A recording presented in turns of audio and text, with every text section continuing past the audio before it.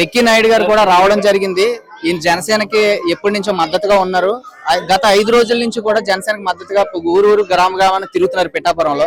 చెప్పండి సార్, ఎలా ఉంది ఇక్కడ ప్రధానమైన సమస్యలు ఏంటి? పవన్ కళ్యాణ్ గారి మీద అంత నమ్మకం ఏంటి? పవన్ కళ్యాణ్ గారి మీద పిఠాపురం ప్రజలు ఎంత నమ్మకం పెట్టుకున్నారని నాకు గత 5 రోజుల నుంచి తెలుస్తూ ఉంది. వాళ్ళ సమస్యలు చెబుతున్నారు. ఏదంటే వాటర్ సమస్య బాగుంది, ఇక్కడ డ్రైనేజ్ సమస్య బాగుంది. ప్రతి ఇంటికి పోతే మాకు నీళ్లు రావట్లేదా అని చెప్తున్నారు.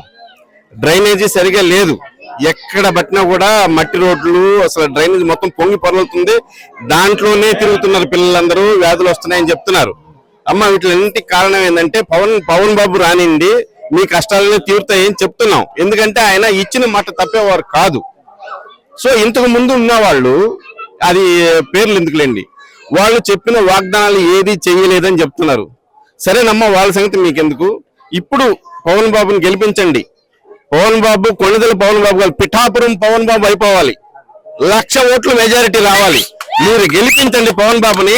మీరు అడిగినవన్నీ చేసి చూపిస్తారని చెప్పాను, తప్పకుండానని చెప్పారు. సార్ ఈ జన సందోహం ఇదంతా చూస్తుంటే మామూలు మెజారిటీ రాదు, పవన్ బాబుకి 1,00,000 పైనే వస్తుంది. నాకు నమ్మకం కలిగింది. ఇది 5వ రోజు. ఎవరైతే విమర్శిస్తున్నారో వాళ్ళందరూ రెడీగా ఉండండి. పవన్ గారి విజయం తథ్యం అసలు. ఎందుకంటే హైయెస్ట్ మెజారిటీతో గెలవబోతున్నారు ఆయన. ఖచ్చితంగా మీరందరూ చూడాలి, మీరు చూసి మీరు బాధపడతారు కూడా. ఎందుకంటే అనుకుంటున్నారు కదా, అంటే ఆయన రారు లేదా సినిమా వాళ్ళని దించారు ఇలాంటి మాటలు మాట్లాడుతున్నారు కదా. ప్రతి ఒక్కళ్ళం పవన్ కళ్యాణ్ గారి కోసమే వచ్చాం, పవన్ కళ్యాణ్ గారి కోసమే ప్రచారం చేస్తున్నాం. ప్రతి గడపలో మాకు వచ్చే ఒకే ఒక పదం గ్లాస్ గుర్తుకే మా ఓటు. ఇక్కడ ఆయన విజయం తెలుస్తుంది కదా. కొంతమంది విమర్శలు చేయడం కూడా చూసాం మనం. మీకు బ్యాడ్ గా ట్రోల్స్ కూడా చేస్తున్నారు. వైసీపీ సోషల్ మీడియాలో ఆడవాళ్ళని కూడా చూడకుండా విపరీతమైన కామెంట్స్ పెడుతున్నారు, అసభ్యకరంగా మాట్లాడితే. ఎలా చూస్తారు?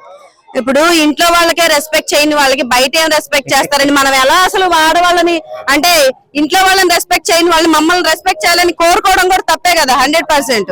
వాళ్ళ ఇంట్లో 2 ఆడవాళ్ళు ఉన్నారండి, వాళ్ళిద్దరినే పట్టించుకోలేదు, ఇంకా మొత్తం ప్రజల్ని ఏం పట్టించుకుంటారు? ఇంకొక విషయం అండి, వాళ్ళ ఇంట్లో వాళ్ళే వాళ్ళని అంటున్నప్పుడు మేము అనడం కూడా బాగుంది. అందరం కలిసి అంటే అవతల వాళ్ళకి చాలా బాగోదు. వద్దు ఇంకా.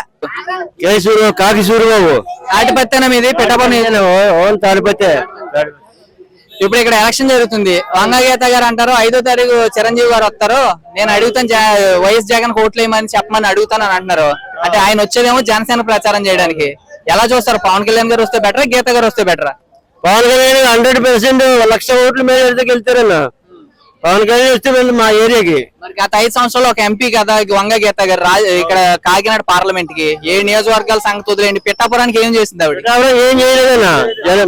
మేము పార్టీ నాయకుడు మార్చుకుంటున్నా. జనసేన పార్టీ పవన్ కళ్యాణ్ మా నాయకుడు.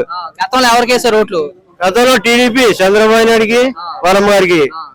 ఈసారి పవన్ కళ్యాణ్ గారికి ఓట్లు వేస్తా అంటున్నారు కదా. మరి గీత గారు ఏమన్నారంటే చిరంజీవి వచ్చినా గానీ నాకే సపోర్ట్ చేస్తారు, నాకే ఓట్లు ఏమని చెప్తారు అంటారు. నిజమేనా? రాంగన్నది చిరంజీవి గారు ప్రసారం కోసం తమ్ముడు కోసం వస్తున్నాడండి. ఆ తమ్ముడిని కంపల్సరీగా గెలిపించుకోవడం కోసం వస్తున్నాడు. గీత గారు తెలియదండి అది. అంటే ఇప్పుడు గడిచిన 5 సంవత్సరాల్లో వంగ గీత గారు ఇక్కడ డ్రైనేజ్ గానీ రోడ్లు గానీ సమస్యలు ఏం పట్టించుకోలేదు అంటున్నారు. మరి ఈసారి మరి ఓట్లు అడగడానికి వస్తున్నారా? అసలు వీధి తిరుగుతున్నారా? వస్తారు. ఒకసారి వచ్చారు, తర్వాత మైక్ మేనేజ్మెంట్ జరుగుతుంది. ప్రజల స్పందన ఎలా ఉంది వంగ గీత గారు వస్తే? అలా లేదన్నా, పవన్ కళ్యాణ్కి ఎక్కువ మెజార్టీ ఉందన్న.